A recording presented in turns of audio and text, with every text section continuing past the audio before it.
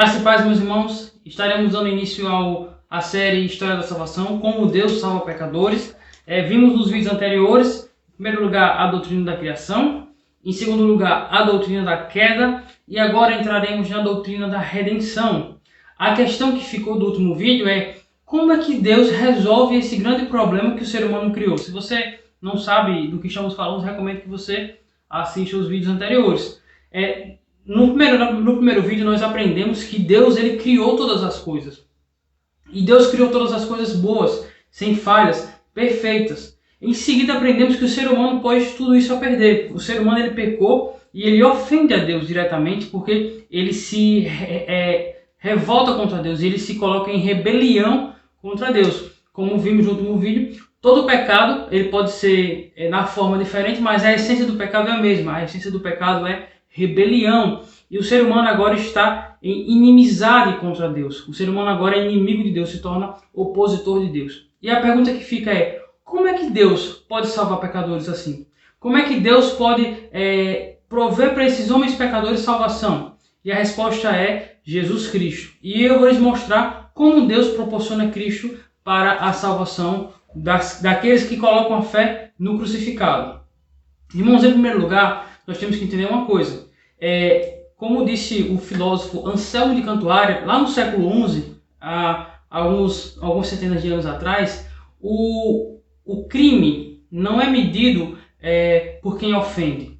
O crime é medido por quem é ofendido. Ou seja, a dignidade da pessoa ofendida é que determina o nível do crime. Então, você subentende que você desacatar um civil, você desacatar uma pessoa comum, não é a mesma coisa que desacatar um policial. Você desacatar um juiz não é a mesma coisa que desacatar um policial. E nós temos aí, poderíamos ir até o presidente da República ou os juízes do Supremo Tribunal Federal, poderíamos usar isso como referência. Mas a questão é, quão maior a dignidade do ser humano, ou quão maior a dignidade do ente, do ser que é ofendido, maior é a ofensa. Então temos que ter em mente que o ofendido é Deus. Deus é todo-poderoso, Deus é onipotente, Deus é onisciente e Deus ele é perfeito. Então o ser humano ofendeu a este ser. Você poderia dizer, mas Deus poderia perdoar porque Deus é bom. Certo, então pensemos então que um juiz bom, ele simplesmente não pune aqueles que cometem crimes. Ele, pelo fato de ser bom, ele libera todos aqueles que são réus.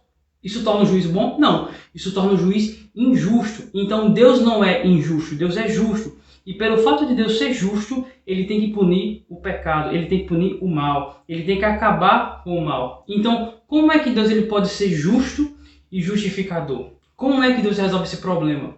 Em primeiro lugar, temos que ter em mente que quem ofendeu a Deus foi o ser humano. Logo, quem tem que pagar a pena, quem tem que sofrer a condenação é o ser humano.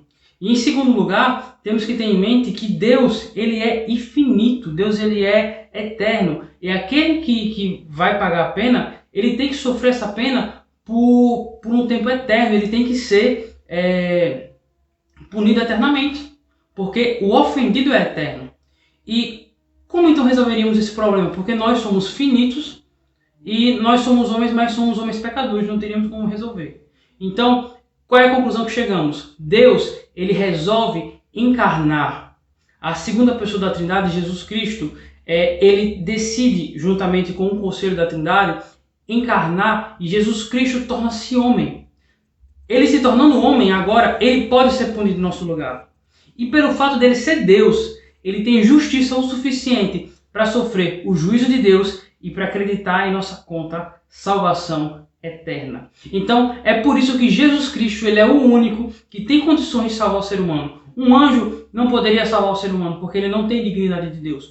Um ser humano que é altamente ético, ele não tem condição de se salvar, porque os seus pecados são grandes demais.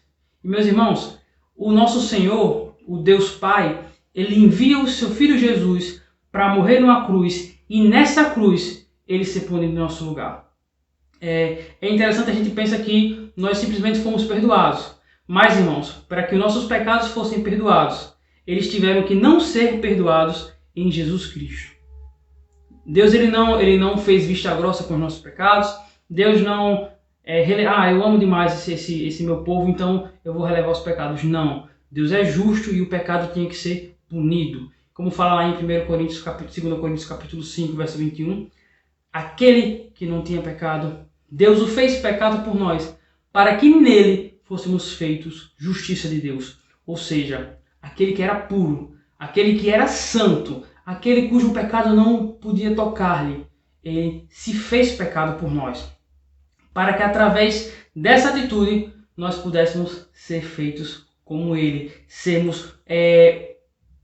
temos o seu sangue nos cobrindo de todo o pecado. E Jesus Cristo, ele é aquele que se colocou entre nós e Deus. E por conta dele, desse mediador perfeito, nós agora temos paz com Deus. E temos comunhão com Deus. E por conta de Jesus Cristo, estaremos eternamente com Deus. Esse é o Salvador. Esse é aquele cujo o Senhor falou lá em Gênesis 3,15, que da semente da mulher viria aquele que esmagaria a cabeça da serpente. Esse é Jesus de Nazaré. Esse homem, esse Deus homem que encarnou e morreu por nós, tem poder suficiente para te salvar também. Então, se você que está vendo esse vídeo não é cristão, não tem a fé em Jesus, coloque a fé em Jesus Cristo, porque somente Ele pode salvar você dos seus pecados. E se você quiser saber como essa história termina, te recomendo que assista o próximo vídeo, pois falaremos da consumação, como as coisas terminarão bem. Então, que Deus te abençoe e que você possa ser edificado por esse vídeo. Amém.